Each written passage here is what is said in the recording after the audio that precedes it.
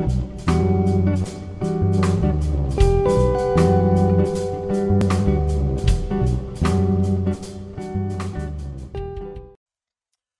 right, hello folks. It is Wednesday, although for some reason it feels like Thursday or Friday, but it's only Wednesday, so still 2 more days in the week. Whether that's a good thing for you or not, I'm not sure. For me, it's not, because I'm running out of time to do stuff this week. But that's okay. Hey, Dude. So yesterday I didn't stream because I wanted to watch the All-Star game. I usually don't watch the baseball All-Star game, but I was really interested this year. It's actually been quite a few years since I've watched it. And I thought it was really interesting. They had sort of some of the players mic'd up so you could hear them and they could talk, and the announcers could talk to them. That was kind of cool. But of course my league, which is the National League, because that's where the 2 teams that I follow, the San Francisco Giants and New York Mets, they're National League, and so I only care about the National League winning. But once again, for the 9th year in a row, the American League won. So not sure what that says. Not very much. They only won by 3-2. It was really nice to see a lot of the pitching. There was just such good pitching, which worries me as a Mets fan because there's such good pitching. But anyway, what are we doing on the stream today? Hey, Yadav. Good morning.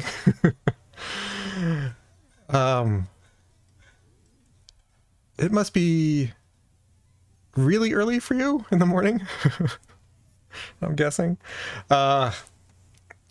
So today, yeah, IST. Yeah, I figured you were IST. That's the what it's.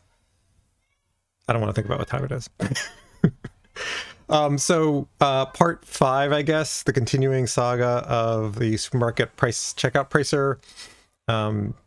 Again, sort of the background on this is I took what is normally sort of an exercise to do some for people to do TDD, and I highly recommend using this one. I like it. I think any exercise that you do and then start over and do again, tic-tac-toe is still a good option. I will do tic-tac-toe one of these days on the stream, just to show how I might do it. Anyway, so I built, let's actually take a look at the code.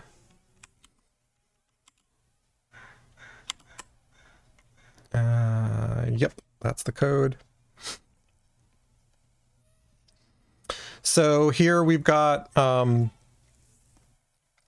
supermarket checkout pricer, and we've already started formulating it according to hexagonal architecture. So all test driven, and now we're basically fleshing out the core functionality, which is just this cart that is able to produce a receipt as well as total.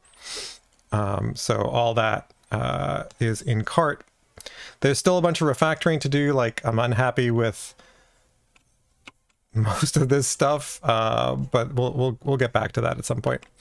Right now, what I want to do, we've got where is it? We've got our inbound adapter, which is our product scanner controller, and it basically expects a UPC. No, not there. Here, a UPC to be sent in. And if it doesn't get one, then it redirects to an error page, which currently doesn't exist. We'll create that. But sort of the most minimal front end input adapter that we can get. It's basically an API. So you do a post and you do a get.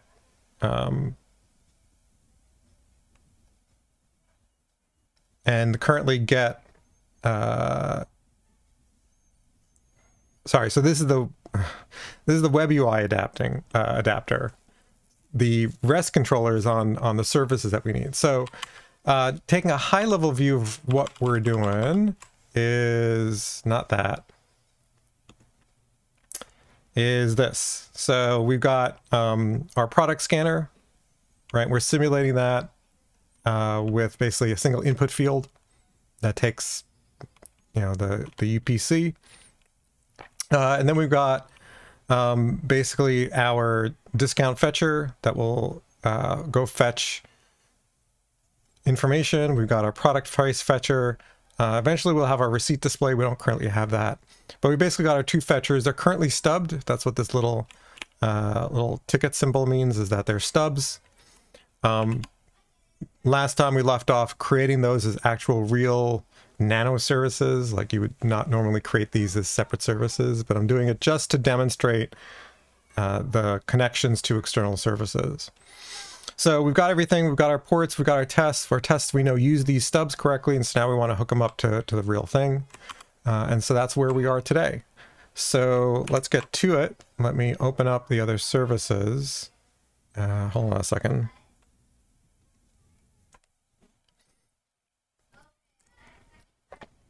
I gotta find them. There they are. That's that one. And that's that one. Okay. So we've got our price nano service. So its job is when we make a request, and this is a REST controller, so we're not we're expecting another machine to call it. And the get map is basically path oriented. So we're expecting the UPC to be on the path. So if we, in our test here, if we do a get against /prices with 0987, then we expect the JSON that gets returned to be 0987 for the UPC, and the price to be 10. And that's our test. Initially, when I wrote this test last time, I didn't write it as JSON path, but I converted it to JSON path because it's more clear. And I always forget how to use it, and so I created a live edit, a live template for those. So for example, I can say JSON path, and it basically, you know, I can write something like that very easily. All right, so is that all we need? Well, right now it's always going to return 10. That's fine for now. So let's wire this up. What we want in our checkout pricer, right now we've got a I just realized the background music wasn't playing. Let me flip that on. There we go.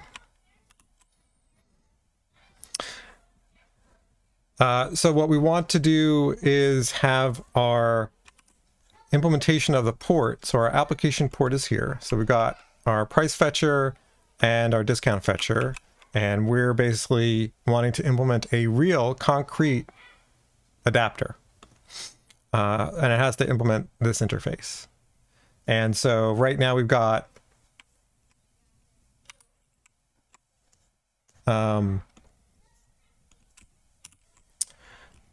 some dummies set up for our tests.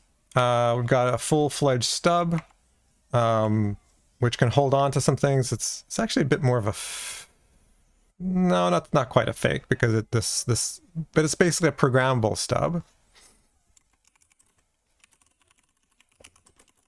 because we can send in information in its constructors. And so now, but that's test code. What we want is a real implementation of this. So let's go write one.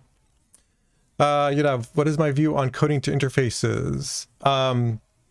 Yeah, so in terms of Hexagonal, all of your outbound stuff, right? Your discount fetcher, your product price fetcher, you're sending information to a printer for receipt, all those are going to have ports.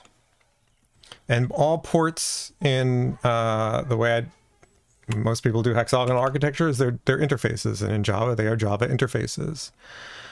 So that's sort of creating interfaces here, in this case, the interfaces are for the dependency inversion, right? At runtime, it supplies an implementation of that. But at compile time, I don't know what I'm hooking up to.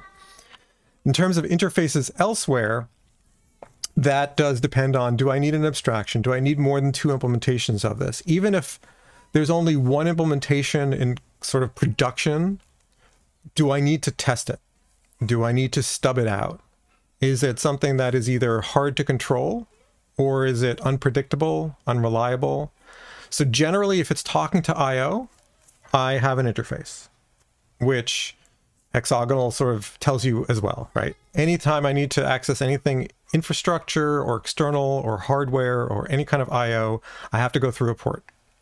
So by definition there, they're all interfaces. Do I have interfaces in my domain? Possibly, if they are needed. So for example, if I have a bunch of products, but there are specific implementations of those products, then I might have some polymorphism and I might have an interface. More likely, I'd have an abstract base class, but it's possible to have an interface. And so I always think about, is there, for testing reasons or for other reasons, do I need two more implementations? And do I, and if so, then I'll extract an interface. At the service layer, there's lots of interfaces, not necessarily the services themselves, but we might inject things into the services. Although in hexagonal architecture, those tend to be ports that I inject. Because that's all a cart service is concerned about. Just trying to think of... Yeah, pretty much that's it. Dodo to Attitude asks, is there just the single port in the service layer? Just the single port? There's one port per outbound type of communication, whether it's a fetcher getting information from an external service or it's outputting it and sending it. So it's really a notifier. There's one port for each. The way I do hexagonal, so there's, if you look back at Alistair Coburn, who came up with hexagonal architecture, he talks about ports also here. I don't do that, because to me, a lot of people then say, oh, well, then I need an interface there. And I'm like, no, you don't necessarily need an interface unless you need it for testing purposes. And a lot of times you actually just don't need it. So between the database and the hexagon, there's one port. So for persistence, there would be one port for each aggregate. There may only be one database, but ports, especially repository ports, are one per aggregate. So you may have multiple, multiple ports. Each one is a separate repository. And you will have different adapters, but they'll all be talking to the same database.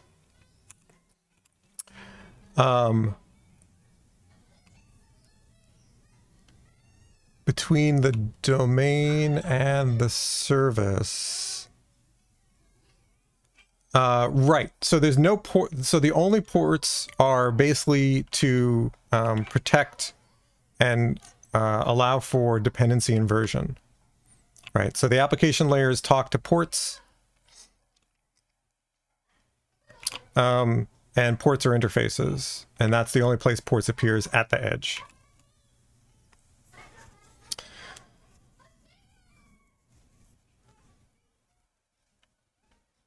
So the service never talks to the adapter directly. It always talks to the port, which is in a sense talking to the adapter. It just doesn't, at compile time, we don't know which adapter it's gonna talk to, right? Because that's supplied at runtime.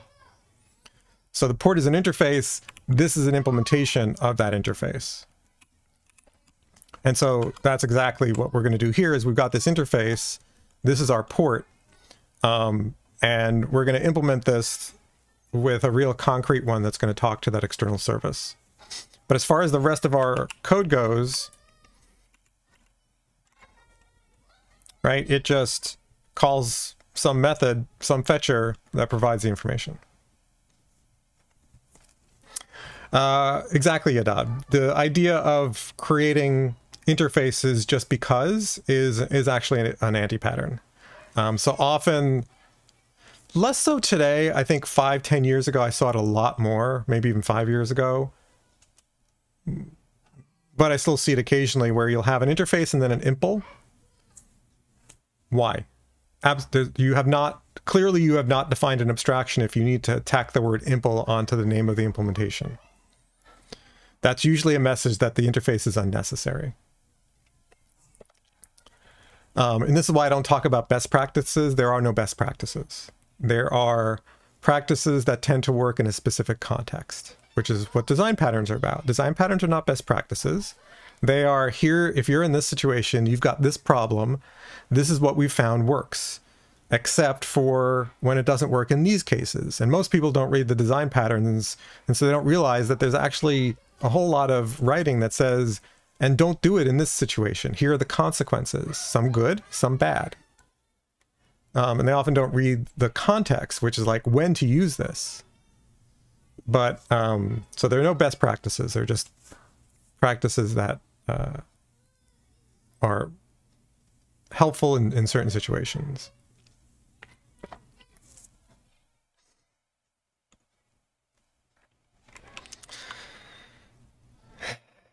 Yeah, it's unfortunate. I guess I just don't see it anymore. Maybe because the people who are hiring me have gotten past that. I don't know. All right, so we know what the interface is, and so now we can go ahead and actually implement this. So let's go ahead and implement this interface. Before we do that, let's run our test just to make sure everything's working.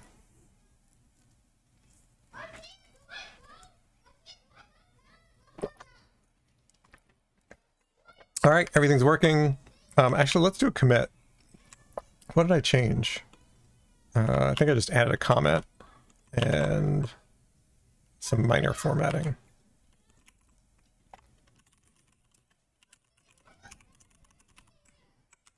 All right. So let's go ahead and implement this. We will implement this interface. This will be our external product price fetcher. It is not an application port. It is an adapter out. And in this case, price fetcher.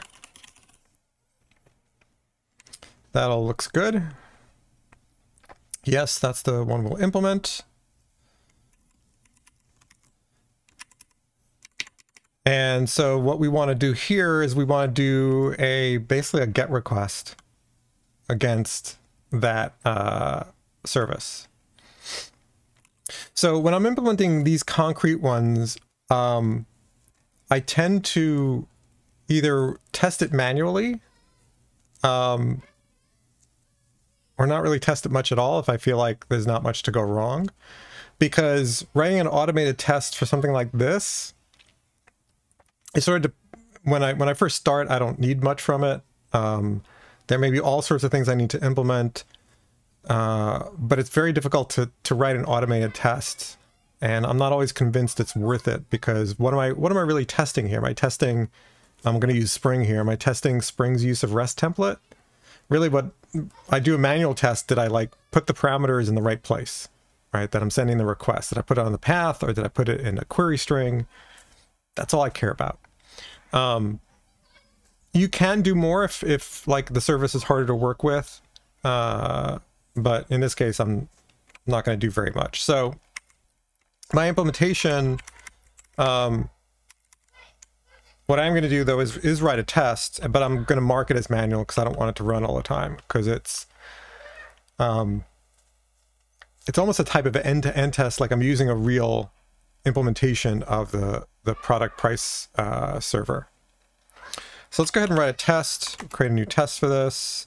That's where it'll go. Flip that over to the other side. We'll tag it with manual so I don't accidentally run it. And so the test we want to write is basically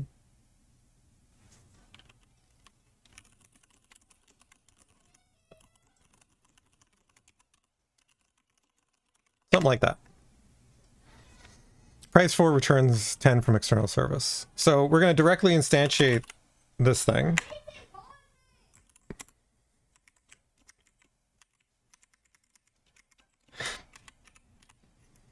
And hold on a second.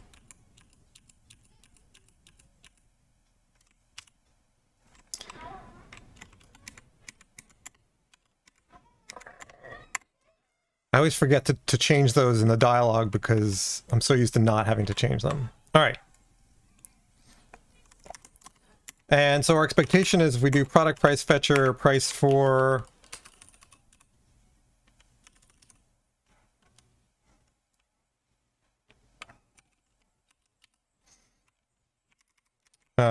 so UPCs must have 12 digits. So we'll at least give it a correct one. We'll hold on to the response, which is the price. And our expectation is that price is equal by comparing to big decimal 10. So this one I'll run explicitly. I normally run all my tests, but this one I'll just run explicitly because I'm just targeting this implementation. And of course it fails because we're returning null.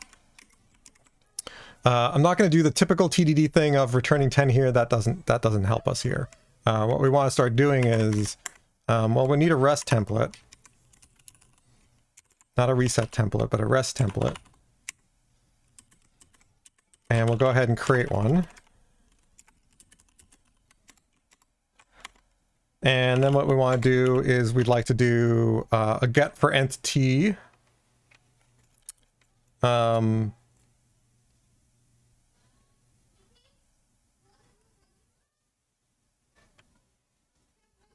Actually, I'll do a get for object because actually that's all we need right now. And what we need to create for this is we need a DTO.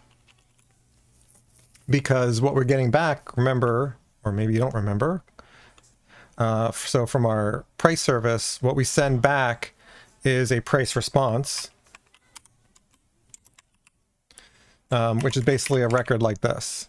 So we can actually copy this.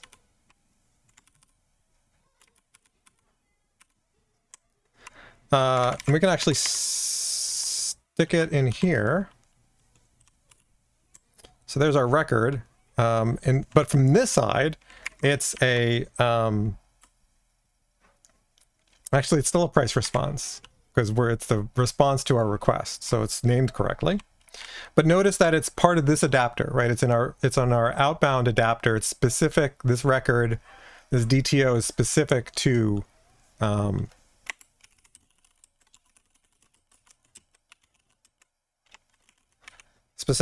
nano price service. Not even big enough to be a microservice. All right, so we're going to get for object. So the first parameter here is our URI or URL, whatever. And that's going to be localhost. What did we say the port was? That's the discount service. Price service. We said it was going to be 8003.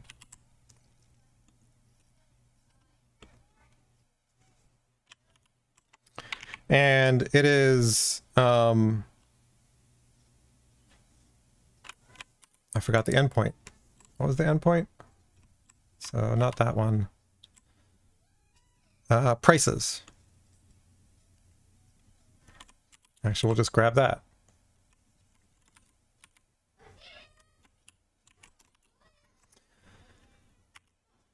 So that's the URL.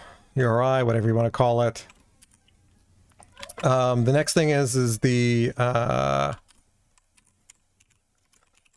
our response type, and so that's going to be our price response class. And then our URI variables, in this case, it's just going to be the UPC. That'll get filled in here, and so that just should generate the right thing.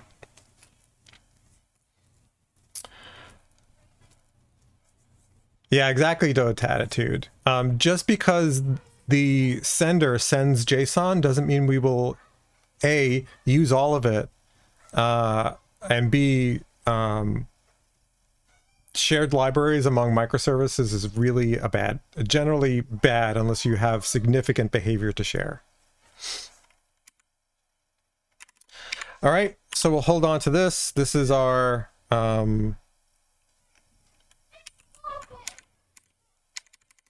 price response, and we'll return price response price.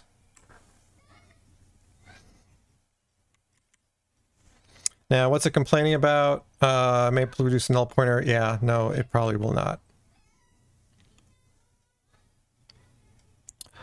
All right, so we'll run our test. Now, we expect it to fail because the service isn't running, so let's see what happens when it fails.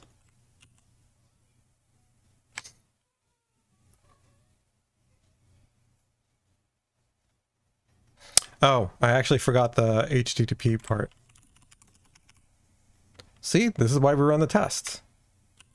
It wasn't a full URL. So now, this fails because connection refused. Perfect. So this failed. So we're doing, it's not quite TDD, but we still are writing tests, having a certain expectation about how it's going to fail. And then I run the service and I should get some kind of a response.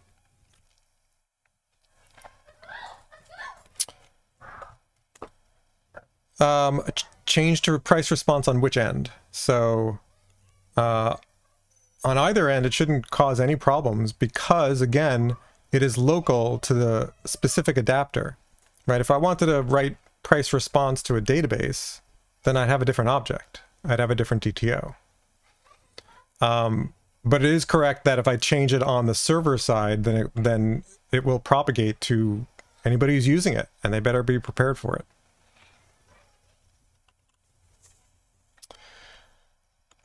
So let's run this service. Where's my application? There it is. Let's run it.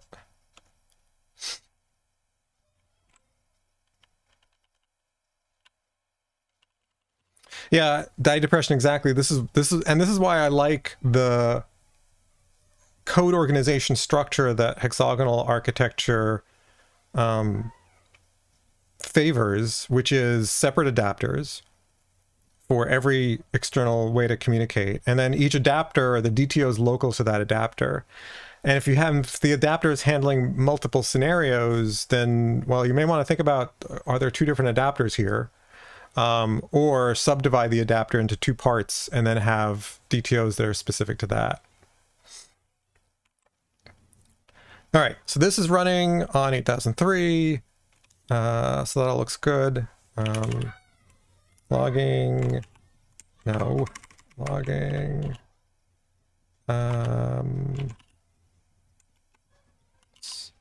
sprint,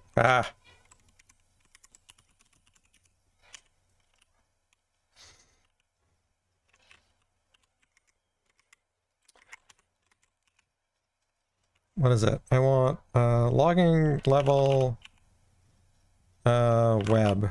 That's what I want. Equals, what's the default? Debug.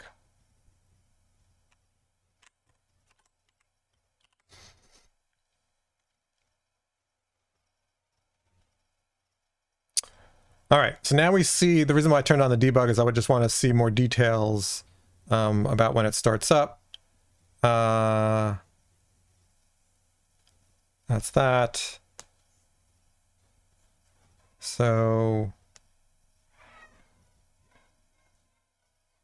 I actually wanted different details. Whatever. Okay, so we've got this. This is our get mapping. It's on our REST control. We already tested this because we tested it. So that's all good and running.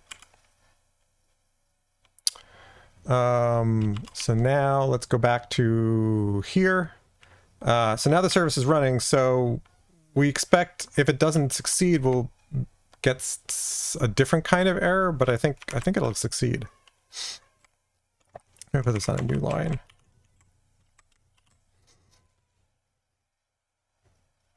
And it succeeded. So we see the GET request.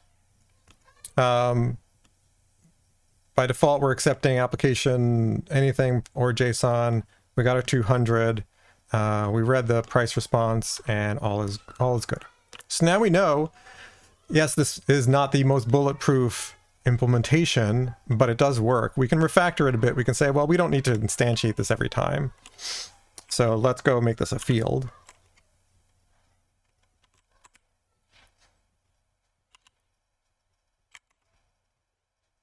And we can even make it final. And then we can run our test again. What? Wait a second. Why did you leave this in here? Hold on.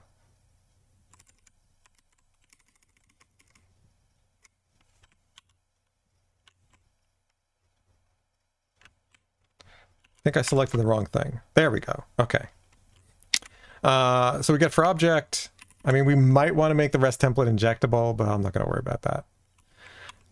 No, insert many. REST template is not obsolete. It is not. That is Spring folks' fault for initially when they first came out with web client, they said we're going to deprecate REST template.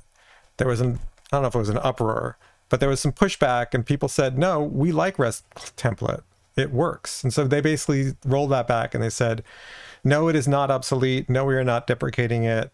We will continue to maintain it. Some people like web client. I am happy with REST template.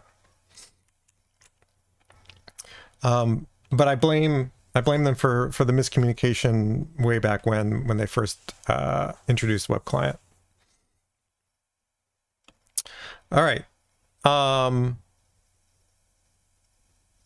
Anything else I want to refactor? Maybe I can convert this to a constant. Eventually this will become configuration because clearly I'm not always going to want to go to localhost. Yeah, no problems, insert any. So this is the price fetcher. Maybe I shouldn't make it a constant. Let me make it a field. And this is price fetcher URL. I'll declare it. Yeah, I'll declare it with a field. That's fine. What are you complaining about now? No, I don't want it to go away. Okay. What I'm not checking for is what happens if it's a UPC that the tiny service doesn't know. That's not a problem because it knows it doesn't care, right? The price service, basically returns 10 no matter what it is, which is fine. I'm just doing it because I want to have something that's not basically is an external service. Hey there, Masulsud. Welcome. All right. So we've got our concrete implementation working. So let's go ahead and do a commit.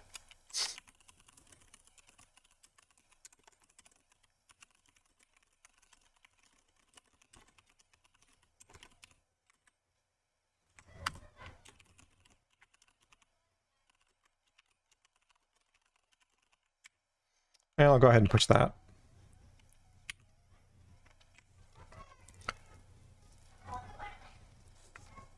Insert menu, switch to TypeScript. Oh, that's a big switch. I've done TypeScript. I like TypeScript, but I love Java too much. Yeah.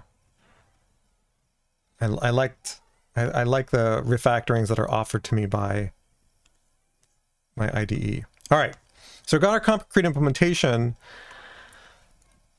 But right now, the only thing it's using is this test. Let me modify my test configurations. those are all tests.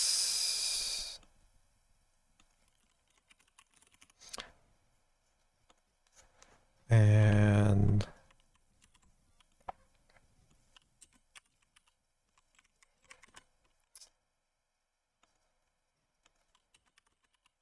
okay. Let me run my unit test, make sure it doesn't run this test. Cool. All right.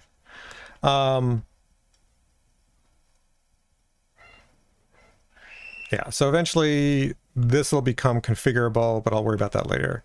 All right, so now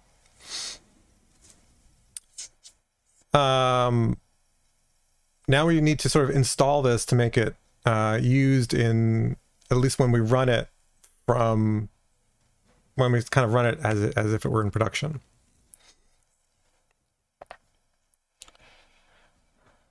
So first of all, we need to, this is in an adapter, so this can use Spring. And so here we want to make this, we can make this a service. As long as we make it some kind of component. I don't know, that's quite a service.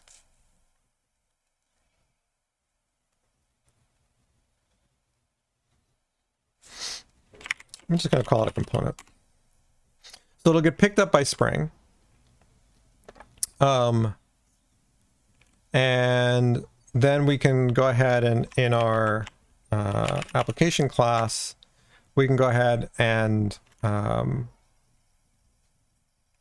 replace this thing with the product price fetcher. And then we can create a parameter for that.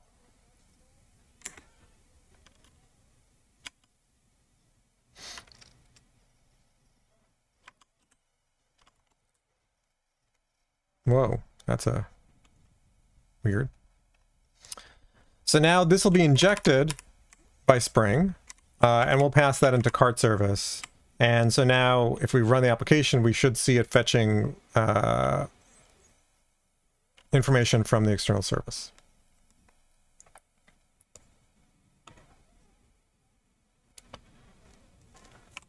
So let's go to price service. So here we basically see the requests come in. And so let's clear this. Then let's go and run this application.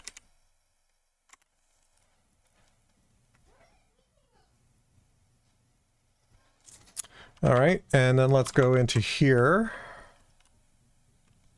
And we'll do localhost.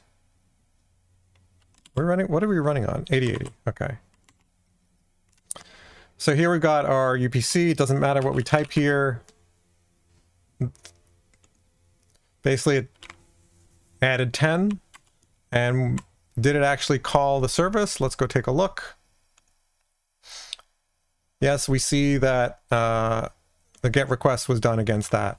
And so everything works fine. And so when you're writing a new outbound adapter, like the hardest part, if you've test driven everything else and you're using hexagonal architecture, the hardest part then is just getting it to talk to the service in the way you want it, or the external whatever service in the way you want to talk to it. So that's all working. Now, of course, we're not handling errors. So for example, if I bring down the pricing service, let's stop it. And then here, let's go back to our UI and say that we get a 500, right? Not surprising. Mainly because we get a connection refused. So this means we need a little bit more work, a little bit more protection in our implementation, our concrete implementation. This is a responsibility of the concrete adapter to handle this situation, at least in a way that the rest of the application is aware of. And so it's one thing if we got an error from the remote system saying, I don't know what this UPC is. I don't know what product this is. It's another that it's completely down. Now, we could add in some automated retries here. Retrying isn't going to help if the service is just completely down. So what do we do here? We basically have to communicate back to our system that something's wrong. Is this something that basically the is it something that the caller in cart service, is this something it can recover from? Well, no. Nothing it can do. So this would be where, what do we want to happen if the external service isn't available?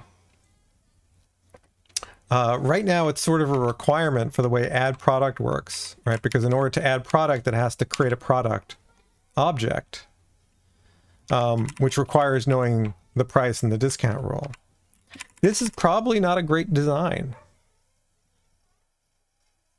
Because what if this requires now both services to be up to be able to build the cart.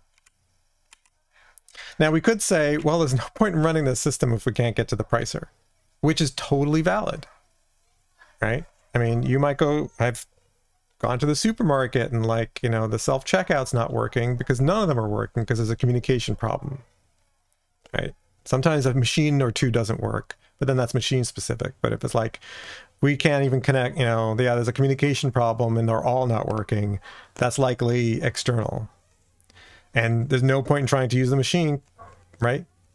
So we'd have to say that that's probably an exception that is not going to be handled inside of this cart service. That would be a, you know, service unavailable exception that gets thrown, and somewhere would bubble up and basically would just bring the whole system down. And then somewhere on this page, it would say system unavailable. Try again later, right? That's the best it can do.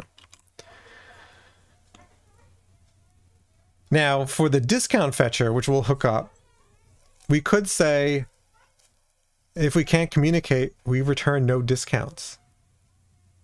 And maybe people complain, we could say, yeah, we know, and we'll give you credit or something like that later. But at least that is sort of semi-optional.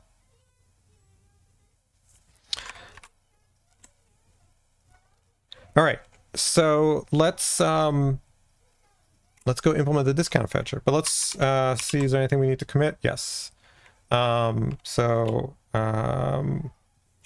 Application now configured to use the real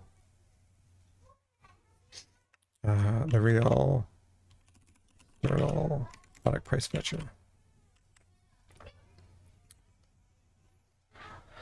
Before I do that, I want to make sure no tests are unintentionally using the real thing. So let's run all our tests. I think there might be one.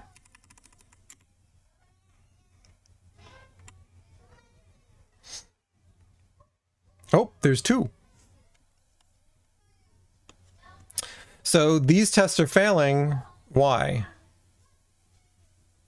Because it can't find an implementation of a product price fetcher. So here's where we need to help Spring out and provide an implementation. Surprisingly, this one passed. Oh, right, because it's not actually checking anything. All right. So what we can do here is in this test, we could just provide a mock one and let it, and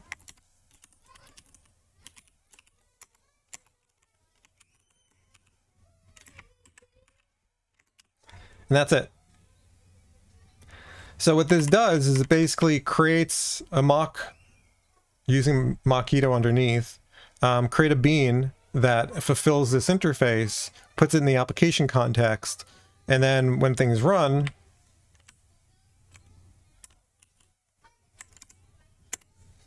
then it'll work fine. When you have one of these, this is okay. But once you're doing it either among multiple different test classes or more adapters, right? More ports, you're probably going to want to pull all this out into a test configuration and then provide the mocks from there. Or maybe you want to provide stubs. Here, we don't care about the values that product price fetcher is returning because we're just checking really endpoints. All right. So we've updated our product scanner web MVC test to use mock bean for product price fetcher. All right, go ahead and actually commit and push that.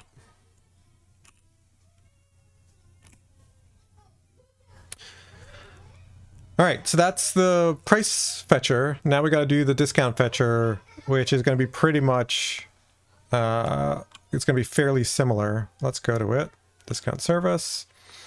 Did we even implement it yet? We didn't implement it yet. Let's go ahead and implement it. So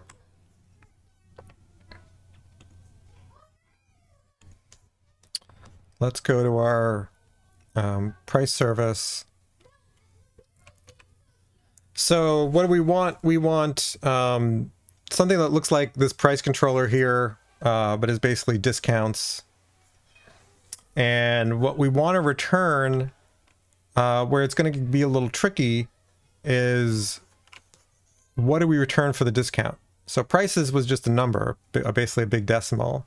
For the discount service, what we eventually want in our product is a discount rule.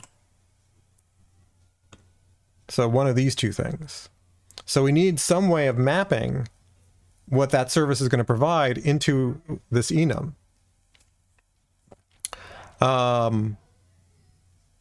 So we got to figure out what is going to be the sort of serialization of these rules.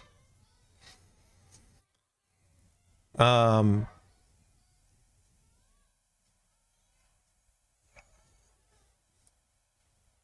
think I'll just use like a single letter code or something like that.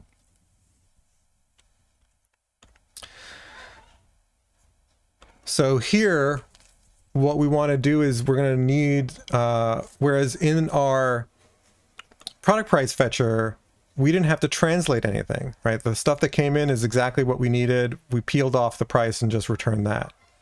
For our discount fetcher, we are going to have to do that mapping. So let's see what that looks like. So let's go to our port for our discount fetcher. All right, so basically by definition, it's going to have to return a rule. So let's go ahead and implement this. This is our external discount fetcher. And this goes into adapter out discount fetcher.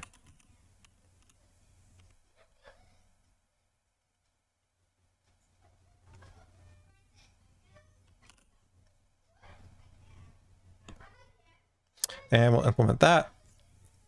And so now we'll do the same thing. We'll write tests for this. And this will force us to write some of the mapping code, but at least it'll be under test. So let's go ahead and write a test, create a test class for this. Flip it over to the other side.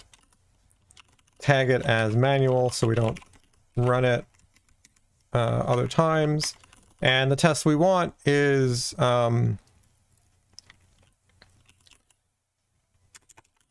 fetch returns discount rule. So create our external discount fetcher.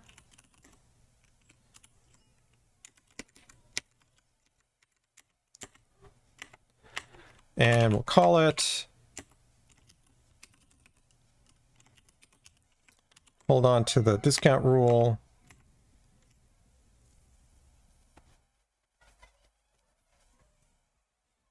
And let's say for this one it returns none discount rule. And so we can assert that discount rule is none.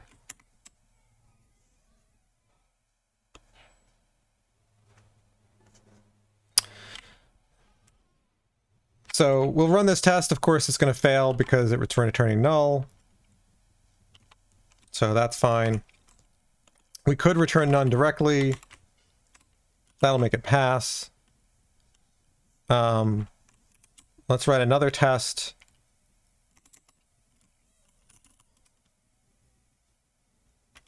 Actually, let's refactor first.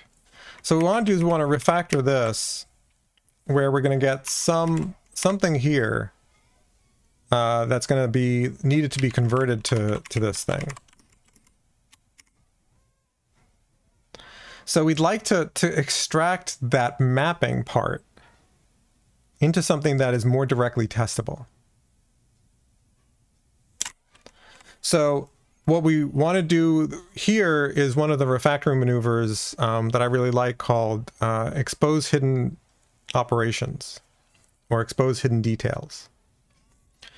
So eventually we want a method that, given some piece of information, right, whatever code we get from the remote system, returns none.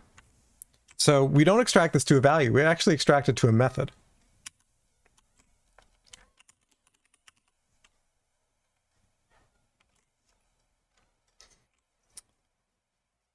And what we're going to do is we're actually going to eventually then add a parameter. So let's refactor this. We want this to be static. Where's static? There it is. And now we want to move it to a separate class. So we could put the mapping translation in this class, but then it makes it really kind of awkward from a testing point of view. So this is discount rule mapper, not mapter, but mapper. Some people like translator or transformer. I kind of like translator. Mapping is such an overloaded term. So let's refactor that. And yes, it goes in source main Java, because this is a real thing. Except we need to give it a class. So it's going to go in the same class as our external discount fetcher, but discount rule translator.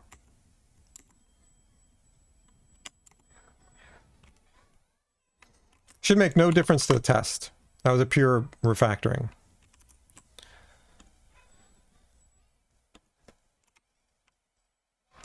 But now we can start to write tests for this. How do we want this thing to act? So let's go ahead and write tests for this.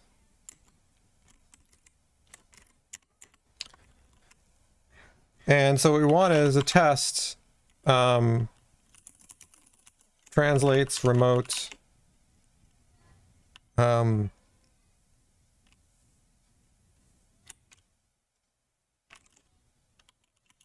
string to correct rule. So this test is probably going to be parameterized, because I'm going to want to do it for all of my rules. But we'll start with just discount rule none. So we'll we don't need to instantiate discount rule translator, and so whether we're okay with this being static or not is sort of a separate issue. But for now, we'll just test it directly. So what we're going to say is, given this string, what do we want for none?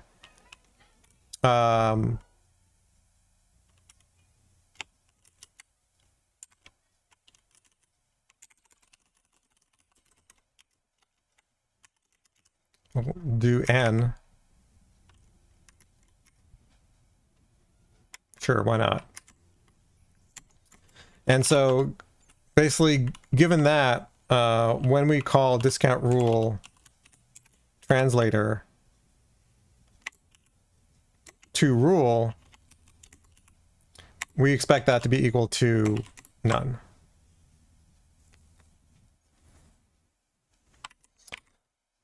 Now this looks weird because we're not using the string, so let's, that's fine. Let's leave it that way.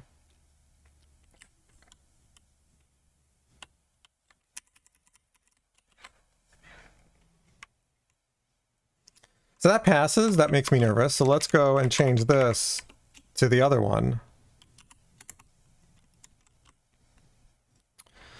No, the string is the remote code that we get that represents the discounter rule.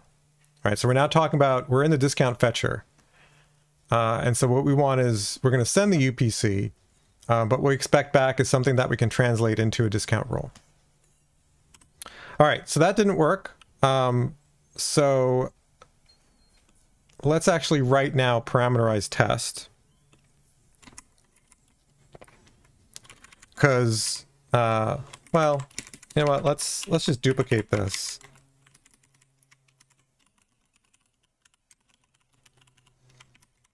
And let's say this is T.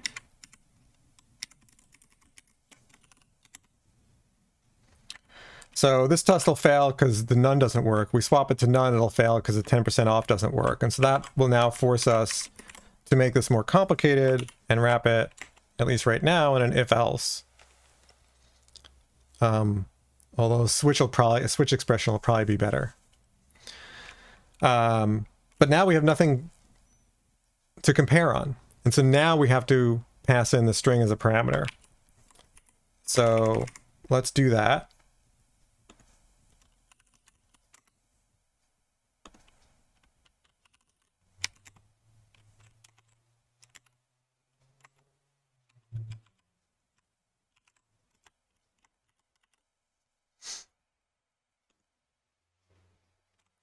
All right, so now we have something to key off of. So we'll wrap this in an if-else. So if n equals remote 10% off, which is a horrible name.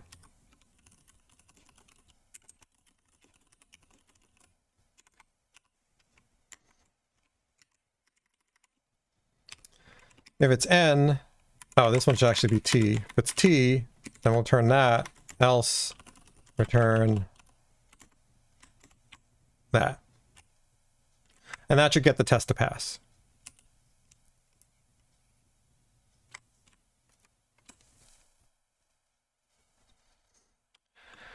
Doing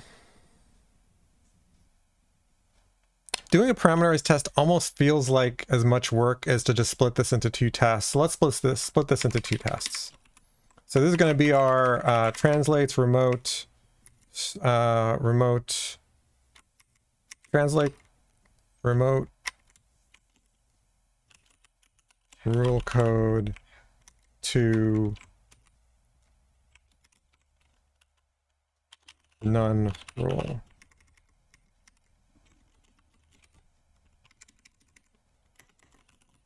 And this one is translate remote rule code T to 10% off rule.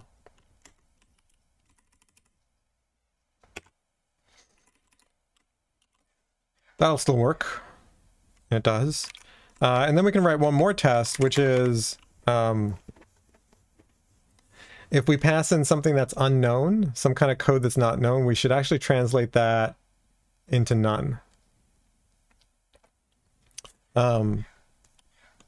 So let's cheat by swapping this.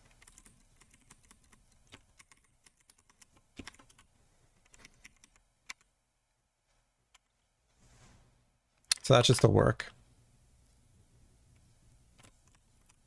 But actually, let's convert this to a switch.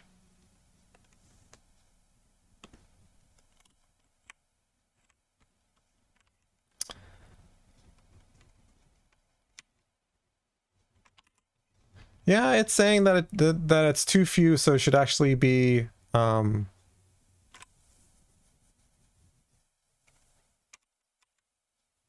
It's saying that it should be an if statement. I actually think the switch is more readable. But actually our default is going to need to be null. None. Right. So unknown code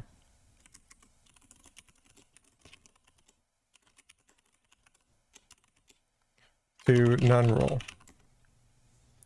So it's basically this.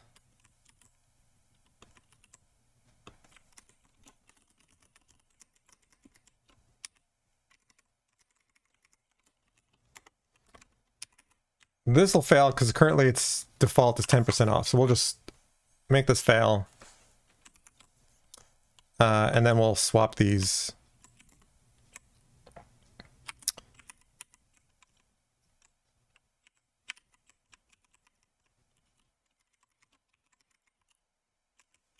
And that should work.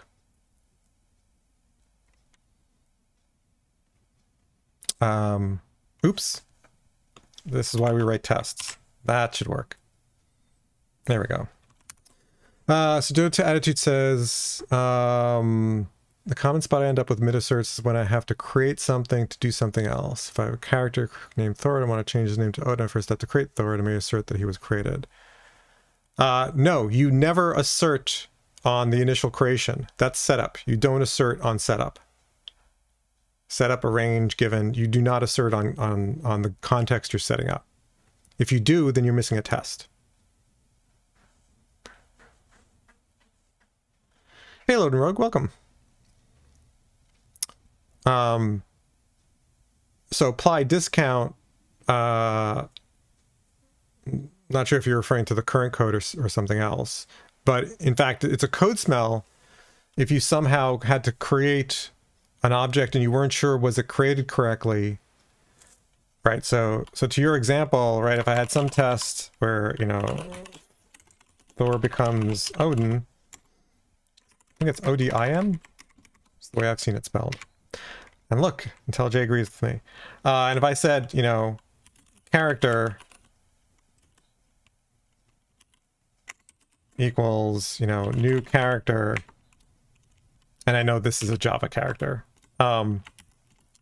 Thor, I would not do an assertion here to make sure that character, right, is equal,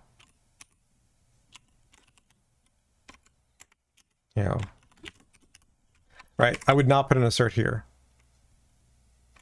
This is setup. This is setup. You don't assert on setups. If you were, however, if you thought that that felt like you needed to do that, pull it out and it becomes a separate test. Can I create Thor? And does Thor look like what he should look like? Can I query him, information about him, and is that correct? So you never want to assert on the setup. You can assert, you assert on actual behavior that you want to check. Right, you create Thor, you maybe have to, you know, give him his hammer, but that's all set up. If you're unsure what Thor would have, you know, what capabilities Thor has with the hammer, you would write a test specifically for that. Then that becomes setup. You must be able to, right? All this is about, you must be able to trust your setup, right? For more complex tests,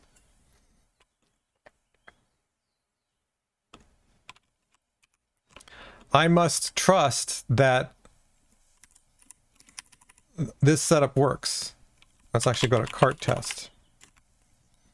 This is why you always start out with a 0 case. You must be able to trust what is the value of a cart? What is the total value of a cart when I start? If I'm not sure, right? If I thought I wanted to do this right here, this is a test smell. This is telling me I'm missing a test. Because why would I write this assert unless I was unsure about what this did? If I'm unsure about that, then I should write a separate test explicitly to do that. And so if you do 0, 1 many, you generally end up doing the 0 case first. But sometimes you don't realize it, and then you're about to write a test like this, and you're like, wait a second. How do I know what the receipt's going to look like with an empty cart? Turns out that throws an exception, but I'd probably have a missing test for that. Right, so when you start adding more queries, you have to make sure, did you handle the case where the thing is empty or new? Then you can trust the query and build on that. All right. I'm going to leave it as a switch, and I'm going to tell IntelliJ to take a hike.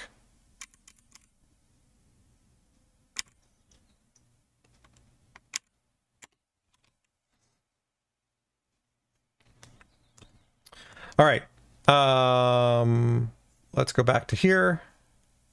Let's delete our Thor test. All right. I think that covers it all.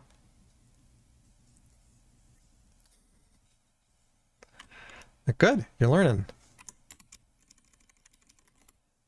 So now we've got our discount rule translator. Now we can go back to our fetcher. And now we have something to convert. And so now, but now we don't have to test the conversion, right? Whatever code we get back and we pass in here, we know is going to work. And so now we can flesh out the rest of this code. In this case, it's a lot like our other our other fetcher, which is this one.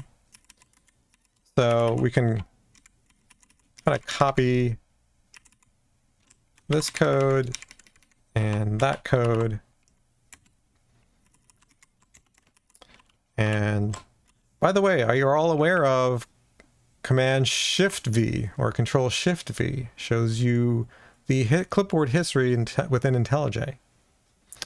So let's paste that.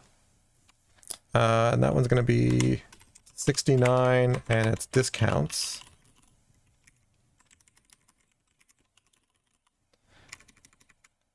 And what are we returning? Did I even write? I don't think I wrote the service.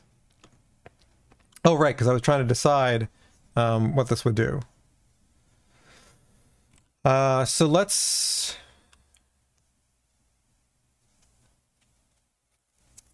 I'm going to pretty much copy and paste the other service code. So we'll need a discount response. That'll look like this. So we'll copy those into here.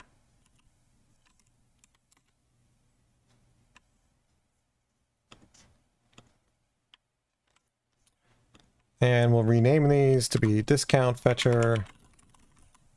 Sorry, discount controller. This is discounts. And this will be a discount response. And then what we want to return is T. So we'll need to go to discount response and change this to be string rule code.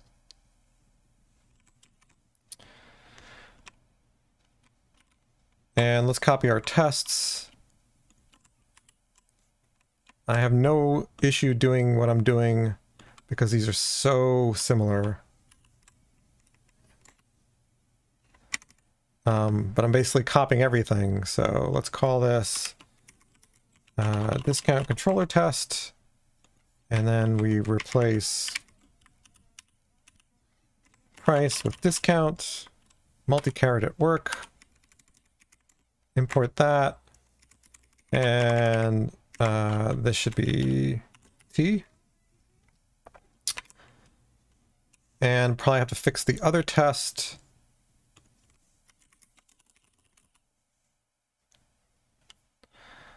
And this is discounts. And we expect it not to be price, but I have no idea. What was it? Discount rule? We'll find out when this fails. Whoops, I didn't do a rename. There we go. So let's run all our tests. I expect this one to fail.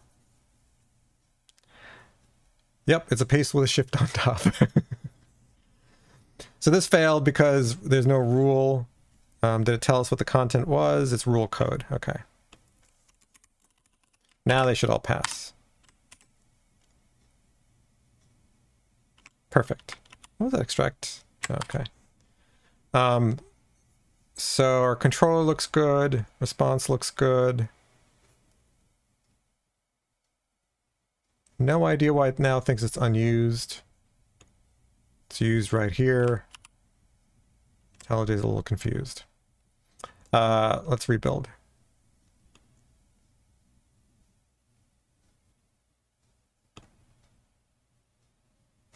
All right, IntelliJ is just confused. Okay. When am I going to send this to sales check? You know, their checkout system is just dandy. Yeah.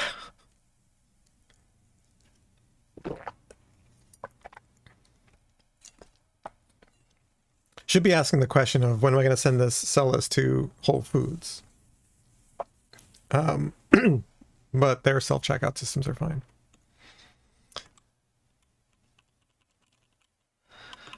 Yeah, that's right. Well, you know, it is not open source. It is source available. Technically, I don't think I've put a license in it. So technically it's copyrighted, so I'll sue you live coding. I actually need to add the open source license to it. Just because it's on GitHub does not mean it is open source. It is copyrighted. And there are licenses where you cannot do that. There are very limited licenses. There's a source available license that I use where you can't take the code and do whatever you want with it. You can look at it, but you can't do what you want with it. This one is technically, yeah, don't get me started on GitHub Copilot, because I know for sure they have scanned that code.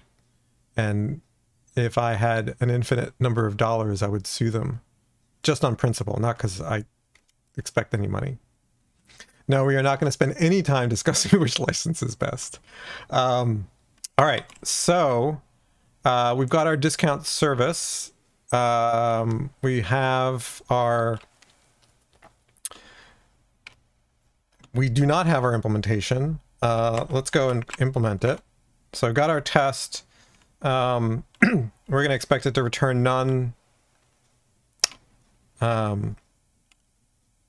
Let's have it return 10% off. 10% off everything. That's the name of my store. We'll go out of business very quickly.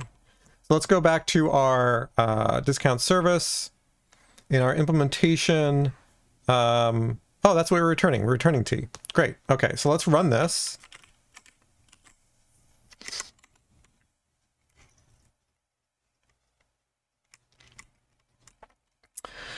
Yeah, said we weren't going to discuss licenses, but I'll say one thing. I want a license that precludes usage by any cryptocurrency software.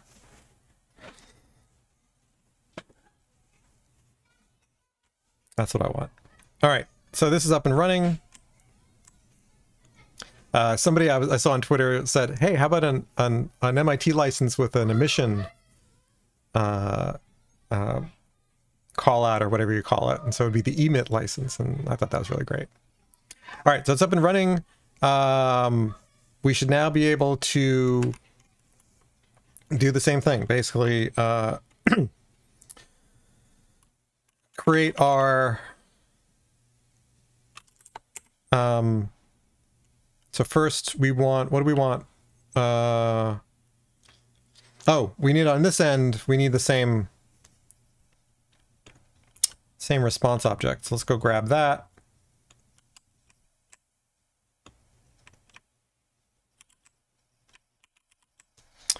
And let's go over here and we will drop it in the discount fetcher. Love it.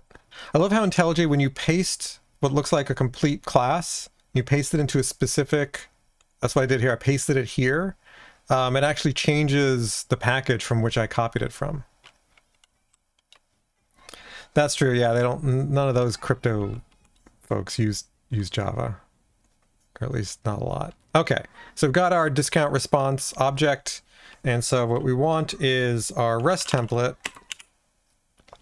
Get for object our URL, and the response type is discount response. And our variables is the UPC. And then we will hold that into a variable, which we will call discount response. Why did you mess my formatting? Where'd it go? What are you doing? There we go. And now we can do discount response dot rule code.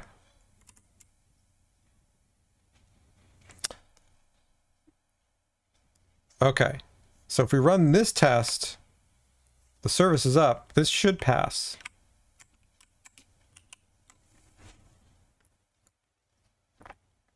And it does. Awesome. So now we can go into our application. While you're on that side. And now we replace this with our discount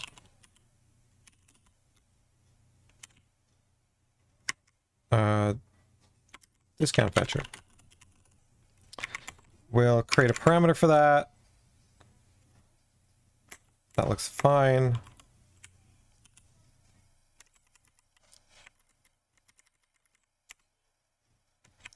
Except we didn't mark the service as something that Spring is aware of. Now it is. So that means there's 10% off everything. Load and Rogue, have I ever used the Vim key bindings in IntelliJ? Why would I torture myself like that? One of the folks in one of the ensembles I run uses the Vim key bindings. And I can see the appeal if like you're a Vim user and your fingers know Vim. I've been using IntelliJ for over 20 years. And so anything else is a step backwards or sideways or anything else my fingers do not know. That's why, so like I was trying to use VS Code, and this is now probably a couple years ago. And they had, somebody wrote a plugin like thing to allow you to use IntelliJ key bindings with VS Code. So that way I wouldn't have to relearn a whole bunch of things. Didn't work. Probably works today. But I'm like, why should I bother?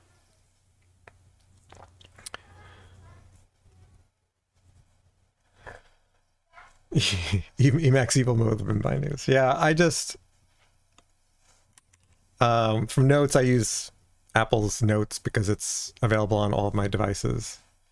But I do most of my writing in IntelliJ, like all the stuff that's up on my website, all written in IntelliJ. All right, we've plugged it in, so let's run the application. Let's run both servers. So let's switch over to, so discount service is running. Let's start price service back up. And so now if we run our application,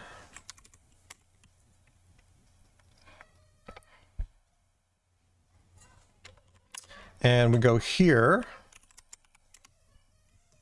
and whatever we type here, we've got $10 was the price fetched from the price fetcher, from the price service, and then everything is 10% off, so we got the 10% off discount from our discount fetcher. And now our total is $9. And I'm going to be annoyed by the fact that, so I see single decimals in the context of money on so many websites, and it bugs the heck out of me.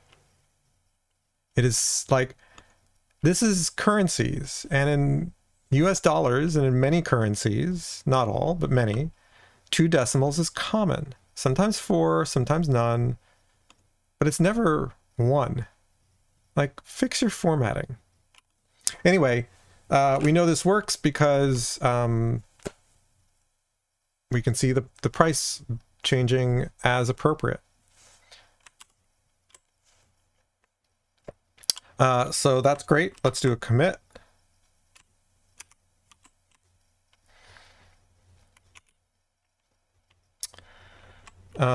Added external discount fetcher adapter.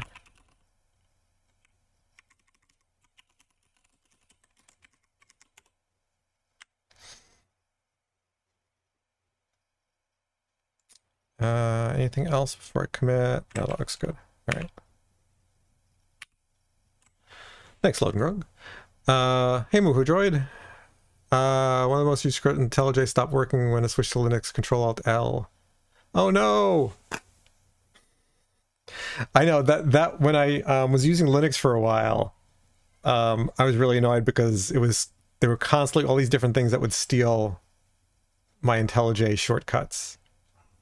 So and I'm in an ensemble where I've got some folks who are on the Mac, but for some reason their external keyboard is not letting them hit Command F12. Don't understand it. For me, as I said, it's like I pretty much I'm either in IntelliJ or I'm in my Discord, or maybe in a document, but like probably 80% of my time is either in IntelliJ working on code or writing, in my Discord, or actually on Twitter. It was interesting because in another ensemble, somebody one of the shortcuts to move certain things around ended up rotating the screen. It was like Control Alt left arrow or something, and it would rotate the screen one way because one of the drivers had overtaken that shortcut.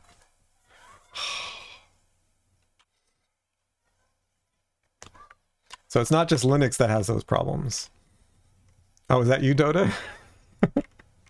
I know that happened to more than just you. All right.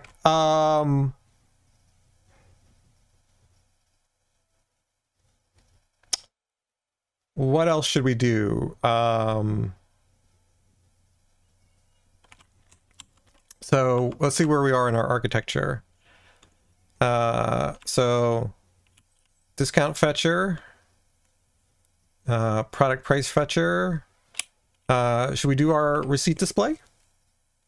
At least we can get started on that. Unless there's anything I'm missing or folks want me to focus on.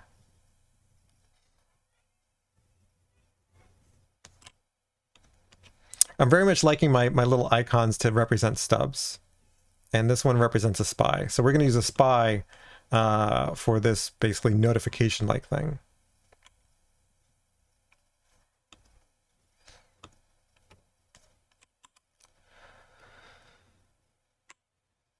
All right, so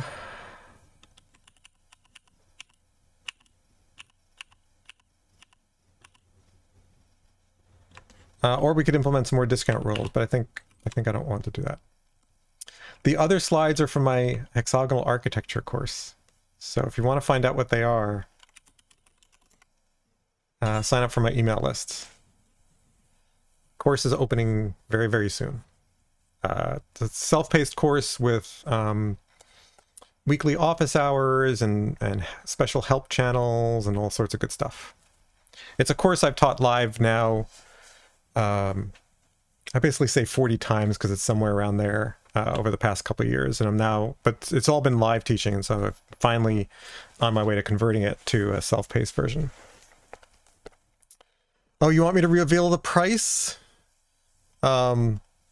So normally it's because it's an early release, it's $297 US for just the course. I'm still adjusting some of the add-on coaching stuff. That'll probably be a few $100s for a few months. You need that discount fetcher. Well, if you're in my Discord, there might be some discounts. But honestly, it's a totally reasonable price. Unless you're in a country that has a poor exchange rate, and then I do power parity, purchase power parity. All right. So we know that works, and we've got our 2 outbound adapters for discount and price. So now we want another port. No, please do not try to buy it with Twitch subs. I get only half of the sub, which is great. I so appreciate it, but not a very efficient way to transfer money. There are people who make a living off of Twitch subs. I am not one of them. Not even close.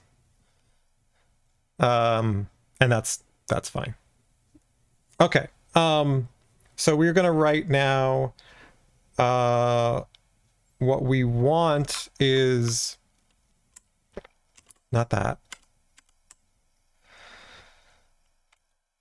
What we want is this receipt display. So the current behavior is not, is basically you can finalize the order and get a final receipt, but this technically isn't the receipt display. So I think the name here is slightly off. It's really the, hold on, this is annoying me, so let me fix something.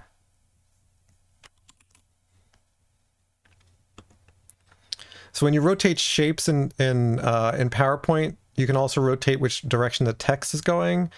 So for some reason, though, the text is going in a weird direction. So I want to fix that. And it's just bugging me. Rotate all text. No. At least not that way. Oh, because the shape was rotated wrong. What is this one? That's also the wrong way. So let's flip this. Pardon me while I... so we want this to be 2.05.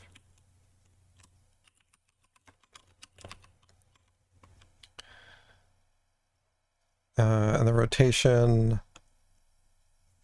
let's see, 0?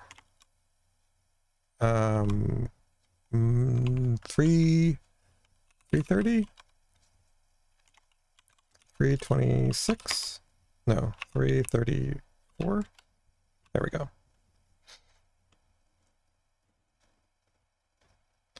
I cannot wait.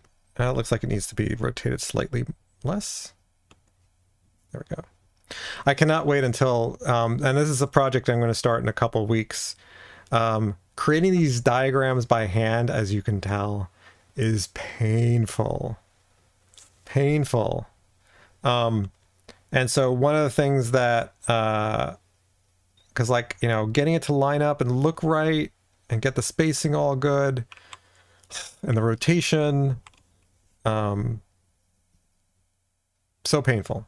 So I have a project that I'm going to start in a few weeks where I'll be able to describe these in sort of a mini DSL, right? So like Plant UML, you can describe sequence diagrams like this, right? Right, you can define your objects, and then you can do that, and it creates a nice diagram. And then this is really easy to create. If you want to rename something, you just change some text. You want to change the way, the order that it's in, you just change the text. And so I want to, yeah, exactly. So very much like Mermaid or Plant UML.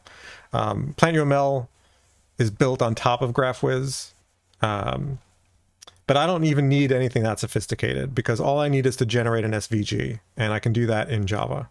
There's great libraries for that, have been around forever. So I just want something that generates an SVG, and I'll probably do it in Java FX, because there's tools for that as well. And so that I can basically have an editor window and then have it translate to an SVG, and then I can basically just dump that right into my PowerPoint. This is the Plant UML plugin, which if you do not have for IntelliJ, you should get it. It's one of my commonly recommended IntelliJ plugins. I think I have an article about which ones I recommend. Remind me and I'll take a look for it. And specifically remind me in my Discord. Yeah, so anyway, so I'm looking forward to being able to create these using a text-based language instead of spending an hour on a single diagram. So stay tuned for that. Once I get the course launched and off the ground, then I'll be working on that.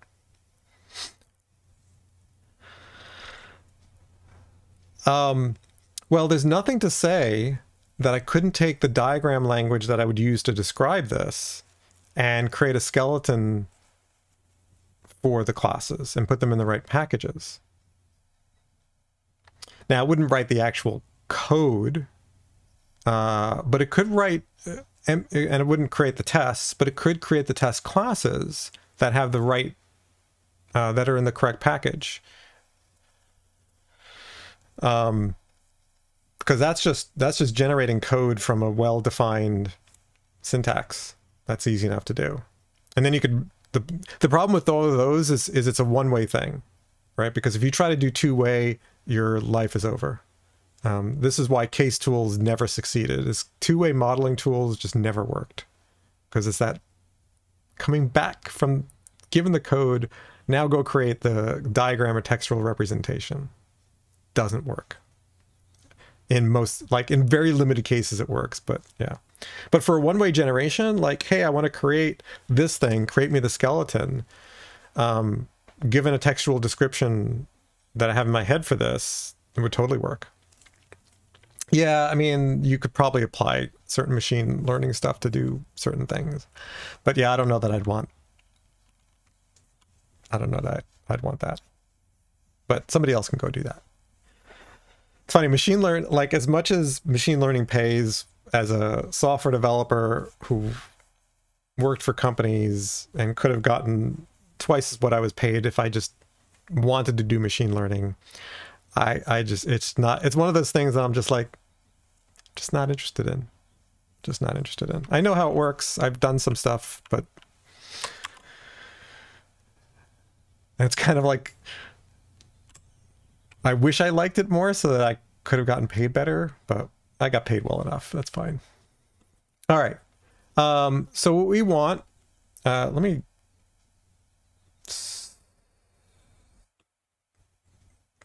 see. Okay. So where was I? Oh yeah, I was talking about receipt display and I was going to change the text here. So this is not receipt display, but how do we want this to work? What do we want this to represent? This sort of represents the screen at your self-checkout kiosk. Is it the receipt log? I mean, it's sort of showing a log, an ever-growing log of things that you've scanned.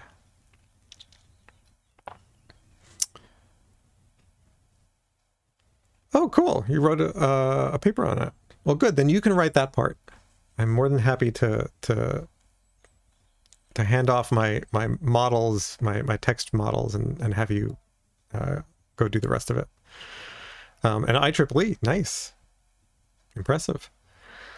So is this receipt log? It's not really a receipt yet until you're finished. It's really a product, a price. What do we want to call it? Oh, I know. Let's look at.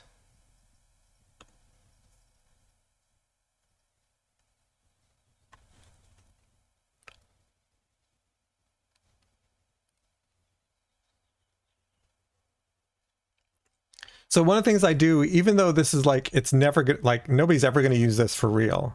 But I like to use real domain terms. And so I end up doing and going down the rat hole of researching domains like, oh, what's the terminology used in self-checkout machines and things like that.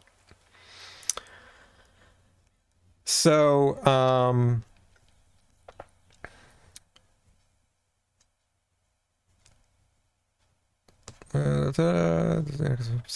approximate weight, self-checkout, scans. So I want something that, what do we call the visual display part? So not cart, because that's an object.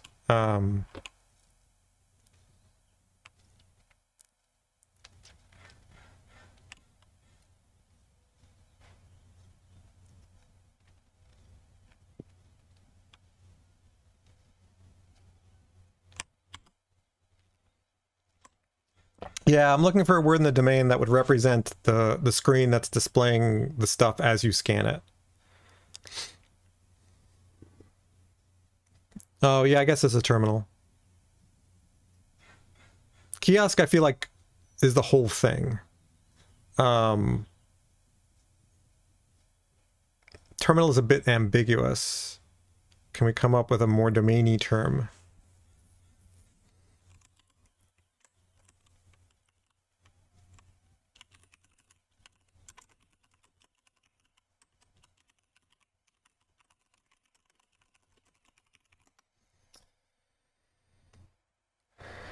Touchscreen monitor.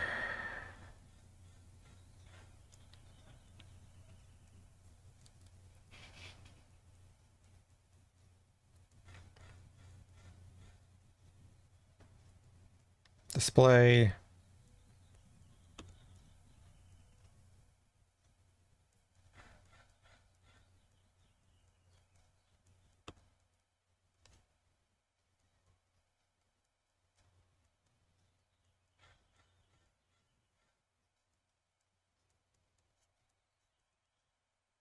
And then I end up down the rat hole of like, oh, what companies make these things?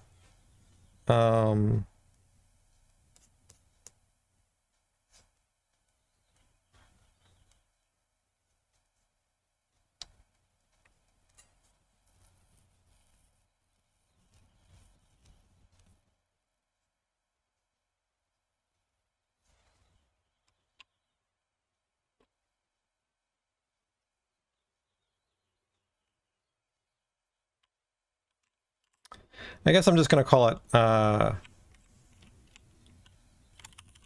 checkout screen, or checkout. We like terminal or screen better? I feel like it's screen. I mean, I'm very big on like using like the correct domain terms, especially in a yeah. And I'll spend way more than 30 minutes. I think checkout screen is good enough. All right. Great. So that's our port. So now, not that. That's what we want. So now what we want to define is as a result of scanning, right? So carts. So what we're saying is as we scan, so basically as we submit, right? As we add a product, it's going to call cart service add product. And so it fetches the price stuff, adds the product to the cart. And so what we want this to do is then notify, right? So and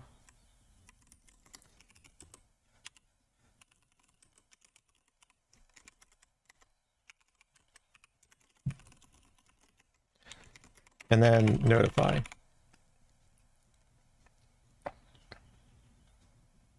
Oh, display.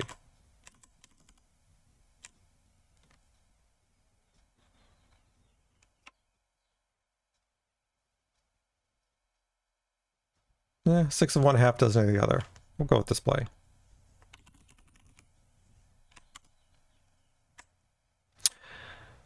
All right, so obviously I'm not going to write code here. I'm just writing comments. That's fine.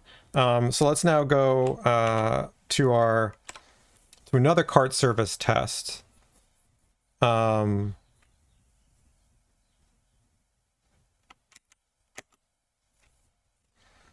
Yeah, I like that. I'll go with that. That's what it felt like. Display felt a little bit more abstract. Cart service notifier test. So let's move cart service to the right.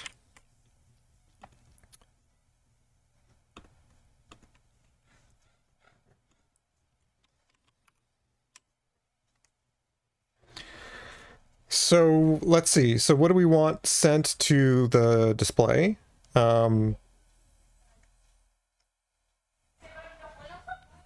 Basically the product. Because the product has, well, we don't want to display the whole product because it has the discount rule. We don't want to display that. or at least not here.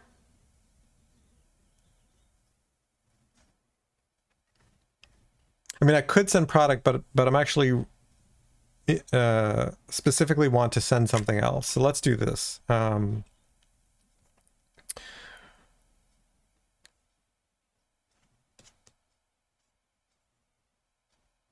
Let's grab this setup. Actually, this whole thing.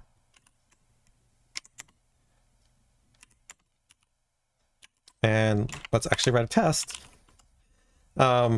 When valid product added, then checkout display notified. So that's our setup.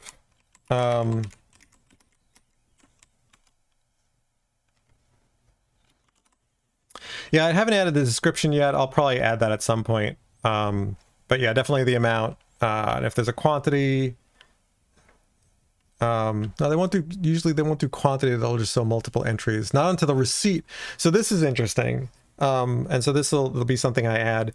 The display is showing sort of a rolling log. The receipt sort of consolidates things and adds some stuff that you don't see on the display. Yeah, exactly. Exactly. Let's go grab a real, let's start using some real UPCs. So let's go grab this one. Not a brand I use, but whatever. Let's go create the constant.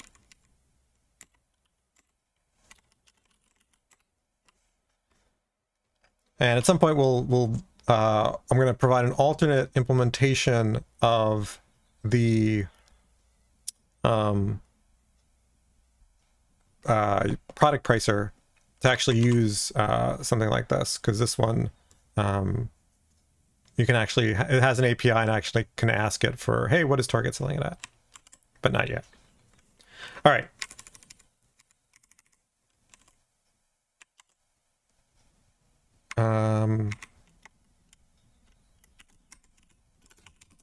Let's make this more interesting.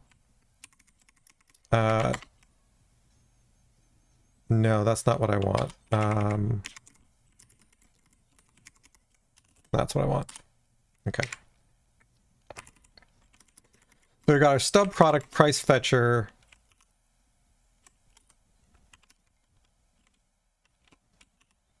Oops.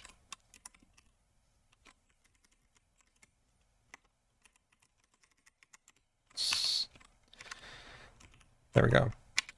And our cart service is going to say no discounts. And so when we add the product, our expectation, well, now, how are we going to write this expectation? There's nothing to expect. There's nobody to assert against. So when I think about this from Hexagonal, and this is why I have sort of this stub out fetchers. So we have stubs for our fetchers, but notifiers that are outbound only, right? Because the display is not going to communicate back to our system. It's just a receiver.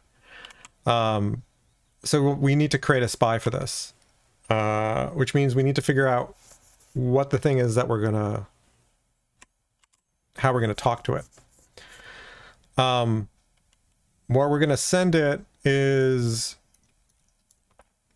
for now, just the UPC and the product price. So I could just create the interface. Hey there, your A is uppercase. C. Carney, FPS? Yes, OO e-commerce, yes.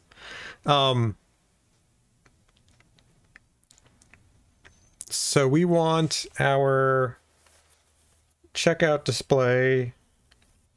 What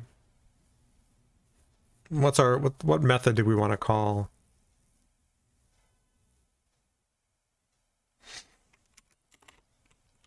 So this is our checkout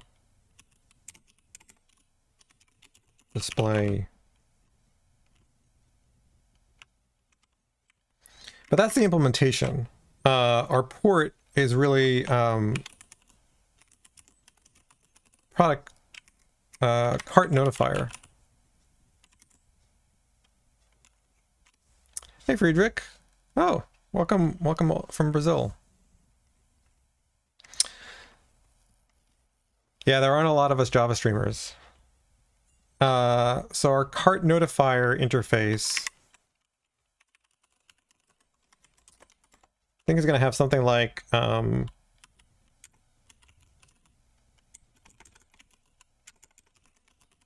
product added, and it'll have the UPC and the product price.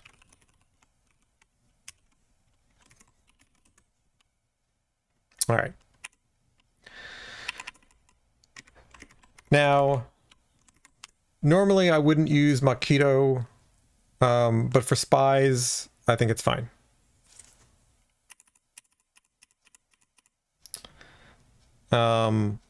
So what we want is, we'll basically create a spy of our cart notifier. And this is our cart notifier spy. So now we have something to basically assert against. And so now we can say cart notifier spy. No, whoops. Verify cart notifier spy. God, I forget about how to do this every single time.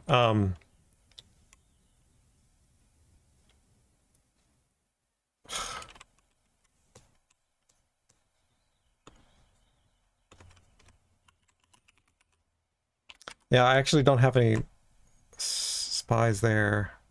Gosh darn it.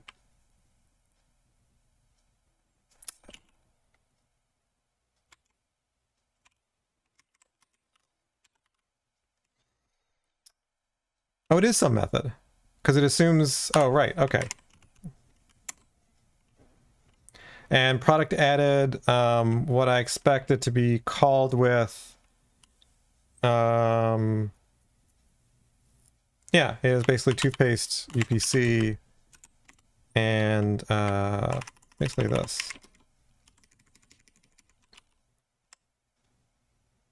Right, and that it's called once. All right, now I can run this test, which will most assuredly fail because this cart notifier spy is not used by the cart service. We can run all unit tests at this point.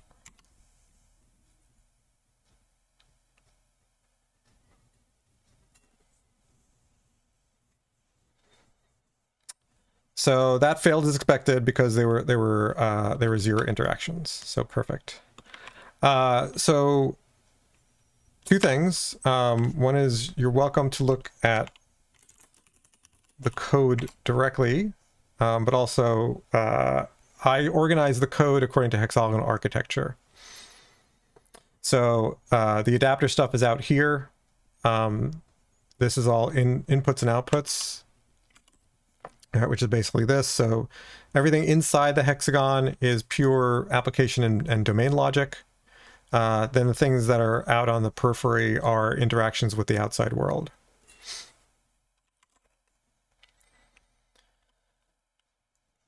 So in our application, I've got the cart service here. That's part of the application layer. And then the domain has the actual domain objects. Yep. If you're interested in more, you can sign up for my email list. I've got a course coming out on this exact topic. But that's not all I have on the, I have also other articles. So it's not just a sales list. All right, so our test failed. It failed in the expected way. So now let's inject our cart notifier. Is it like a presenter? Is it like a presenter?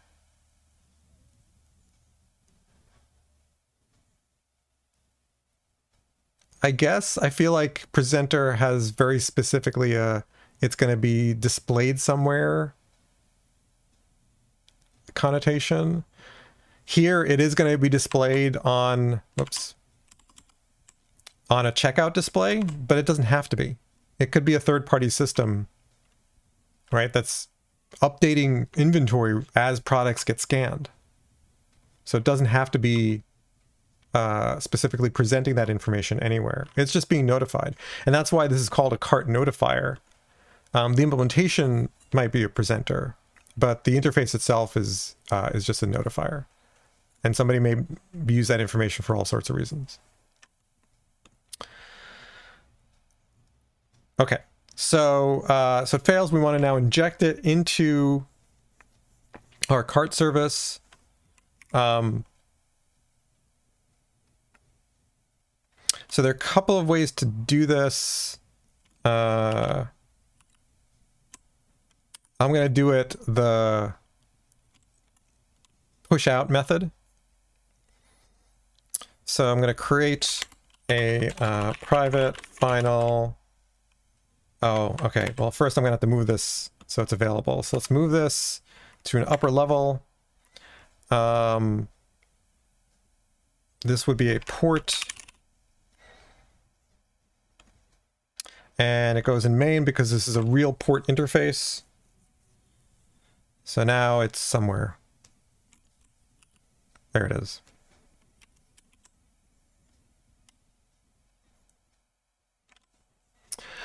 Ultras FTW. Hexagonal architecture is a layered architecture.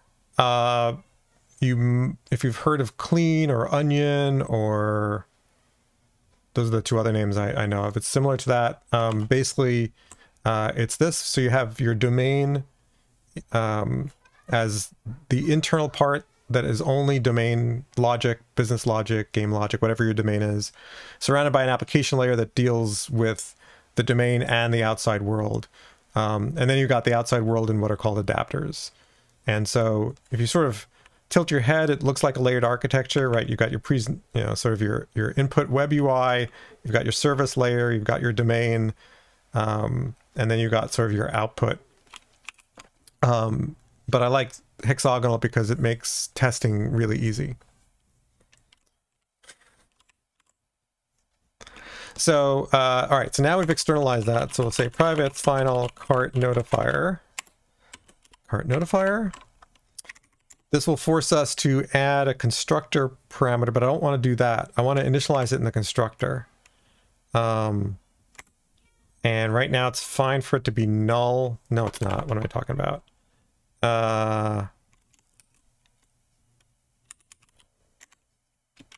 That's what I want. Why did it give me two parentheses? There we go. So I've got now a null implementation, a no-op implementation. It's not null, right? Null object pattern here. And so now what I can do is, because I want for all tests that are currently using cart service, I don't want them to have to deal with the notifier. So by pushing this out, so what I do is I introduce parameter. And now everywhere that was using this cart service, that null object implementation got pushed into. So if we look at some of our tests, we see it here. Right, so it got pushed out to here. We could probably replace this with null, but that's fine. And so everywhere it's got pushed out. Now in our application, why does it keep throwing that stuff over there? We'll eventually want to replace this with something real, and we have to decide what that looks like. But for now, it's basically still an implementation of our interface, but it's not doing anything.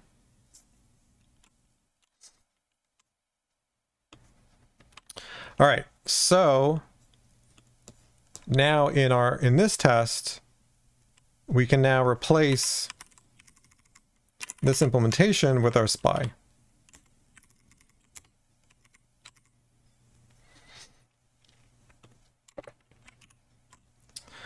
So now, and during all this time, no test should be broken, except for the one we're working on. And so I really like this refactoring, because then it makes it easy to push what I want sort of as a default implementation of this thing into all the, mostly the test callers. All right, so now that it's in there, now that we've injected it, now we can do the notification. So we'll do cart notifier, product added, UPC, product price. And this should work. And it does. Awesome. And just in time too. All right, so we now have add product, fetches discounts and price, creates a product, holds on to it, and then sends out the notification. Yes. Good. I'm glad it gives you a dopamine rush, because like for cart service, I don't like service here, but most people are used to that. But certainly for my external things, there are two kinds of outbound adapters. You're either fetching information or you're sending information. Sometimes you're doing both, like a database repository is actually doing both, but those are generally then called repositories. All right. I think that's all for today. So let's do a commit. Added port for product, added notifications to cart notifier, added cart note for product added notifications. So next time on my next stream, we'll implement the checkout display that I'll actually push to Railway so that it can be up on the internet. So I'll be able to sort of, you know, scan products here on my machine, and you all would be able to see it on the checkout display. So because I pushed out the null object when I introduced this parameter, because I did as introduce parameter as opposed to just changing the constructor, I knew it would work because I pushed out a no-op version of it. Versus doing a change signature on the constructor would have you could still sort of do the same thing, but it's a little bit more awkward. So you can do a change signature, and I could add another parameter, but then you have to, for the default value, it can get hard to write stuff here. Which is why I like the introduce parameter, because then I know it works, and then I can push it out. And sometimes you'll actually push out behavior that exists in here, right? Hard-coded behavior.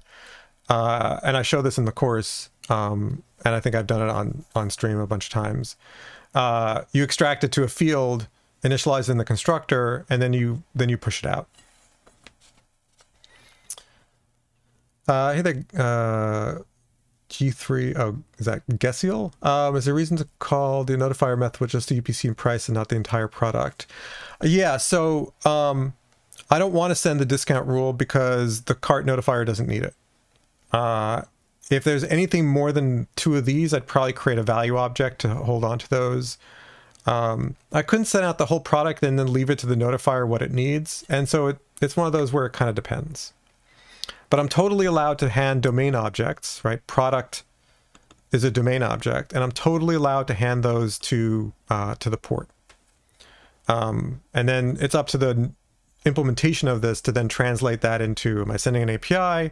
Am I displaying it on the screen? What am I doing? Yep.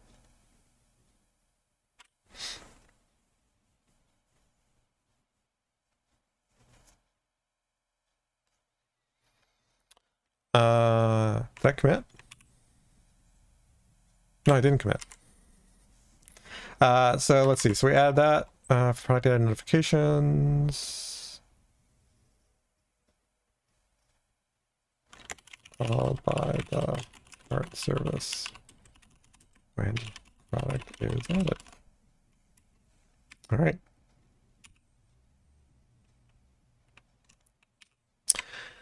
Yadav, am I going to enhance the discount application logic? Yes. I need to externalize the sort of 2-for-1 rule. The discount fetcher, this is not good enough because it just takes the UPC. It doesn't take into account quantity, so we'll have to expand on that. So yeah, we'll probably do some of that.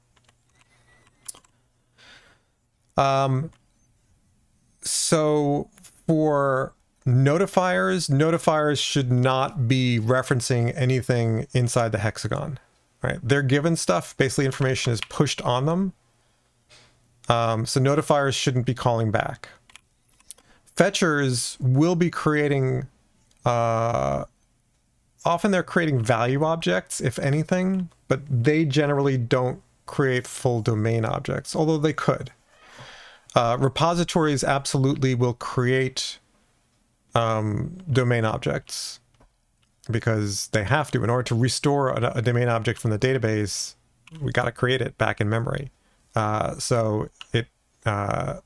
that's fine, because the rule about dependencies, and again, I talk about this in my course, but the rule about dependencies is dependencies must point inward. So as long as you're pointing inward, so your notifiers could access stuff internally. They just generally don't. Fetchers sometimes do, and repositories absolutely do. But as long as your dependencies are inward, right, domain is completely unaware of the existence of anything else. It's living in this pure platonic world. Nothing else exists. Application service, that's what talks and coordinates with the outbound adapters. And the inbound adapter absolutely needs to talk to the cart service to kick things off. So you'll sometimes see inbound referred to as primary or as driving, but I prefer inbound. I do like driving. The problem is then outbound becomes driven, and then they're too similar. So I've gone with inbound and outbound.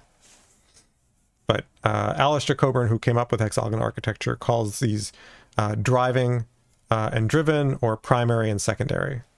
And I don't like either of those pairs. So I've gone with inbound and outbound. All right. As I say, that's all, folks. My next stream will either be tomorrow or Friday. Not sure yet. If you're not a member of my Discord, you're certainly welcome. And if you don't want to jump right into the Discord, you want to know what the heck it's all about before you jump in, you can click on that link, which takes you to my website. I've got lots of articles there. Reason I mentioned the Discord is I don't always announce anywhere else that I'm going live. You could follow on Twitch. Those sometimes are unreliable, those notifications. So I always try to give at least 5 minutes notice. Hopefully more than that, but at least 5 minutes notice that I'm going live on the Discord. Plus, there's lots of great discussion and questions and answers and thoughts and so on the Discord. I created the Discord because I wanted a community where I could talk about this stuff. And so I couldn't find one, so I created one. And so you're welcome. You're certainly welcome to join. All right. Thanks everyone for hanging out. I appreciate it, and all the chatting and all the questions. It's all great. That's why I do this. So I will see you next time. Have a great rest of whatever day is left for you. See ya.